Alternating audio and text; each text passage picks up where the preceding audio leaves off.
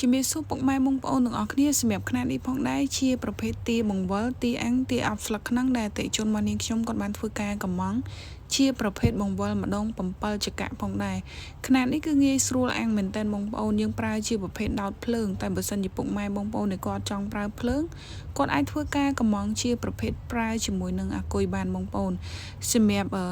ខ្នាតនេះដែរយើងមាន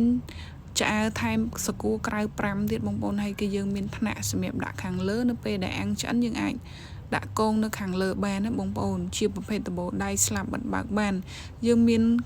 ស្ប៉េសខាងមុខសម្រាប់កាប់សាច់អីបានមានដៃអូរុញចេញរុញចូលចល័តបន្លាស់ទីបានបងប្អូនងាយស្រួលប្រើប្រាស់មែនតែនដែលបងប្អូនមានតម្រូវការចង់បើកអាជីវកម្មលក់ដូរប្រភេទទាអាំងទាបង្វិលពុកម៉ែបងប្អូនអាចធ្វើការកំងមកកាន់ផេកនាងខ្ញុំបាន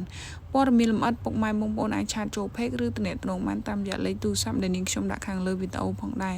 សម្រាប់ទីតាំងនៅភ្នំពេញសានដាំស្កូវ location នាងខ្ញុំដាក់ខាងលើវីដេអូដូចគ្នា